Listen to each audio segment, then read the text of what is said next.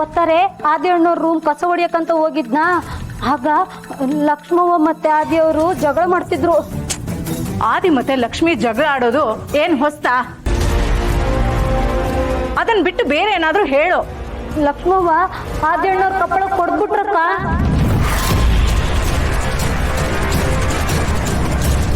ಸಾಕ ಸಾಕ್ಷಿ ಸಾಕ. ಏನು ನಡೀತಾ ಇದೆ ಇಲ್ಲಿ? ಅಯ್ಯೋ ದೇವ್ರೆ, ಲಕ್ಷ್ಮಿ ಆದಿ ಕಪಾಳಕ್ಕೆ ಹೊಡೆದ್ಬಿಟ್ಲೇನೆ. ಸರಿಯಾಗಿ ನೋಡ್ದೇನೆ ನೀನು? ಏನ್ ಮಾತಾಡ್ತಾ ಇದ್ದೀರಿ? ಹೇಳೆ. ನಾಗಿ ಏನಾತ? ಅದು ನಿನ್ ಜೊತೆ ಅಡಿಗೆ ಮನೇಲಿ ಮಾತಾಡ್ತಿದ್ನಲ್ಲ, ನೀನ್ ಇದ್ರಿ ಅಂತ ತಿಳ್ಕೊಂಡು ಎಲ್ಲ ವಿಷಯನೂ ಹೇಳ್ಬಿಟ್ಟೆ. ತಿರುಗಿ ನೋಡ್ತೀನಿ ಮೂಲಕ್ಕ ನಿಂತಿದ್ದು. ಅದೇನ್ ಹೇಳಿದ್ಯೋ ಅದನ್ನೇ ಇನ್ನೊಂದ್ಸಲ ಹೇಳು. ನಮ್ಮ ಮನೆಯಲ್ಲಿ ನಮ್ಮ ಮಾತಿನ ಮೇಲೆ ನಂಬಿಕೆ ಕಮ್ಮಿ. ಎಲ್ಲದಕ್ಕೂ ಪ್ರತ್ಯಕ್ಷವಾಗಿ ನೋಡಿದ್ರು ಪ್ರಮಾಣಿಸು ಅನ್ನೋರೇ ಇಲ್ಲಿರೋದು.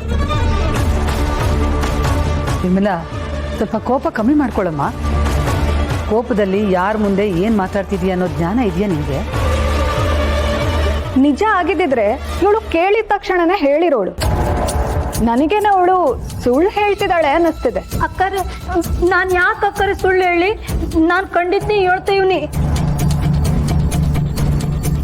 ನಾನ್ ಹೇಳ್ತಿರೋ ಸುಳ್ಳಾಗಿದ್ರೆ ನನ್ ಕಣ್ ಇಲ್ಲೇ ಹಿಂಗೋಗ್ಲಿ. ಲಕ್ಷ್ಮವ್ವ ಆದಿಯವ್ರಿಗೆ ಕೊಡ್ತರು.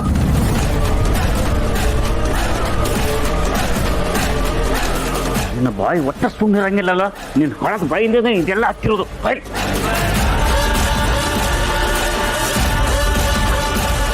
ಸರಿ, ಲಕ್ಷ್ಮಿ ಆದಿಗೆ ಹೊಡೆದ್ಲು ಅಂತಾನೆ ಅಂದ್ಕೊಳ್ಳೋಣ. ಹಾಗೇನಾದ್ರೂ ಹೊಡೆದಿದ್ರೆ ಆದಿ ಬೆಳಗ್ಗೆ ಲಕ್ಷ್ಮಿ ಹತ್ರ ನಗ್ನಗ್ತಾ ಮಾತಾಡ್ತಾ ಕಾಲೇಜಿಗೆ ಕರ್ಕೊಂಡು ಹೋಗ್ತಿದ್ನ?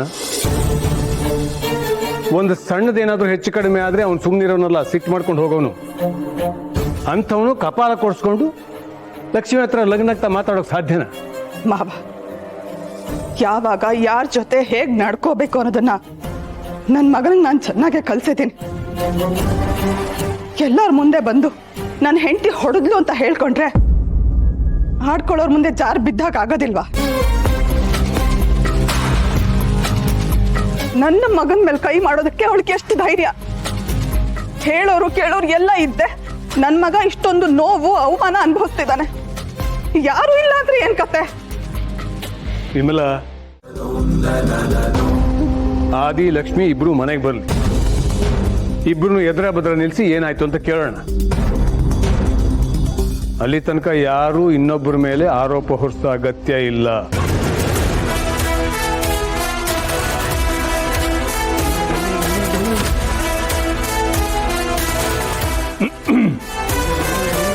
ಏನಾದರೂ ನೋಡಿದ ತಕ್ಷಣ ಅದೇ ಸತ್ಯ ಅಂತ ಅನ್ಕೋಬಾರ್ದು. ನಮಗೆ ಜಾಸ್ತಿ ಮೋಸ ಮಾಡೋದೇ ನಮ್ಮ ಕಣ್ಣು, ನಮ್ಮ ಕಿವಿ. ಆಮೇಲೆ ಇನ್ನೊಂದು ವಿಷಯ, ನಮಗೆ ಬೇಡದೇ ಇರೋ ವಿಷಯ ನಾವೇನಾದರೂ ನೋಡಿದ್ರು ಕೇಳಿದ್ರು ಅದನ್ನಲ್ಲೇ ಬಿಟ್ಟು ಬಿಡಬೇಕು. ಅರ್ಥ ಆಯ್ತಾ? ಪ್ರಸಾದು, ಗಾಡಿ ತೆಗಿ.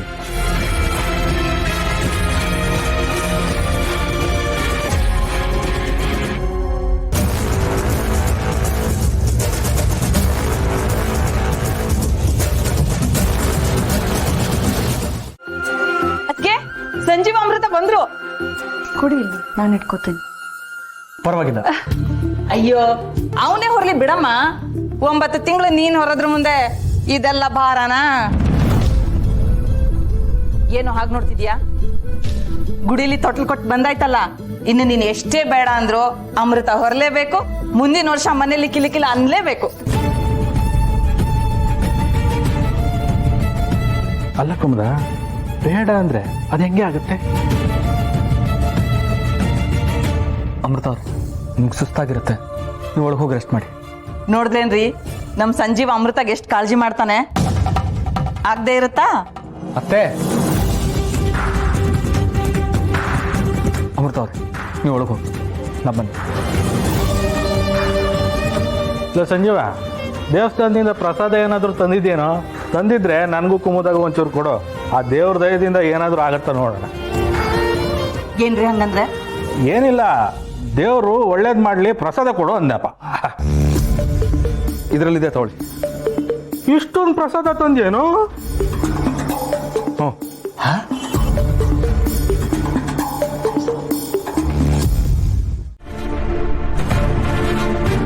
ಇದೇನು ಅಸೈನ್ಮೆಂಟ್ ಈಗ ಬರೀತಿದ್ಯಾ ಲಕ್ಷ್ಮಿ?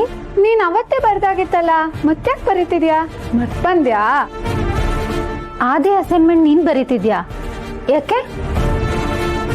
ಓಹೋಹೋ, ಲಕ್ಷ್ಮಿ ಕಟಾಕ್ಷ ಆದಿ ಮೇಲಿದ್ಯಾ? ಏನೇ ಹಂಗಂದ್ರೆ? ಕಣ್ಣಿಗೆ ಕಾಣ್ತಿದ್ರು ಪ್ರಶ್ನೆ ಕೇಳ್ತಿದ್ಯಲೆ ಕಾವ್ಯ. ಲಕ್ಷ್ಮಿ ಅಕ್ಕಂಗೆ ಆದಿ ಅಣ್ಣನ ಮೇಲೆ ಲವ್ ಆಗಿದೆ. ಏಯ್, ಹಾಗೆಲ್ಲ ಏನೂ ಇಲ್ಲ. ಓ ಸಾರಿ, ಆದಿ ಅಣ್ಣ ಅಲ್ಲ, ಬಾವ. ವಿದ್ಯಾ, ಲಕ್ಷ್ಮಿ ನಿಜಾನಾ? ಏನ್ ನಡೀತಿದೆ? ನೀವಿಬ್ರು ಏನೇನೋ ಅನ್ಕೋಬಿಡ್ರಿ ಕಣ್ರೆ, ಆತರ ಎಲ್ಲ ಏನೂ ಇಲ್ಲ. ನಾನು ಆದಿ ಒಂದೇ ಮನೇಲಿರೋದು. ಅವ್ನು ಇವತ್ತು ಕಾಲೇಜಿಗೆ ಬರಕ್ ಆಗ್ಲಿಲ್ಲ, ಅದಕ್ಕೆ ಸುಮ್ಮನೆ ಅವನಿಗೆ ಎಕ್ಸಾಮಿಗೆ ಪ್ರಾಬ್ಲಮ್ ಆಗೋದು ಬೇಡ ಅಂತ ನಾನೇ ಬರೀತಾ ಇದ್ದೀನಿ. ಆದಿ ಯಾಕೆ ಬಂದಿಲ್ಲ ಅಂತ ನಿನಗೆ ಗೊತ್ತಿದ್ಯಾ? ಕ್ಲಾಸಲ್ಲೂ ಆದಿ ಯಾಕೆ ಬಂದಿಲ್ಲ ಅಂತ ಚಡ್ಪಡಿಸ್ತಿದ್ದೆ. ಅದು ಆದಿ ಕಾಲೇಜಿಗೆ ಬಂದಿರಲಿಲ್ಲ ಅಂತ ನನಗೂ ಗೊತ್ತಿರಲಿಲ್ಲ. ಅದು ಅವನು ನಿನ್ನ ಹತ್ರ ನಿನ್ಗೆ ಅರ್ಥ ಆಗ್ಬೇಕು ಲಕ್ಷ್ಮಿ. ಇರ್ಲಿ. ಎಂತದೋ ಸಮಾಚಾರ ನಡೀತಿದೆ ನಿಮ್ಮಿಬ್ರು ಮಧ್ಯೆ, ನಾವಿಬ್ರು ಕಂಡುಹಿಡಿತೀವಿ ಅಲ್ವೇನೆ ಕಾವು? ಸರಿ ಕಣೆ, ನಾನು ಇದನ್ನ ಹೋಗಿ ಕೊಟ್ಬಿಡ್ತೀನಿ. ಲೇಟ್ ಆದ್ರೆ ಅರ್ಧ ಗಂಟೆ ಬೈತಾರೆ. ನಾನು ಕೊಡ್ಬೇಕು ಬಂದೆ.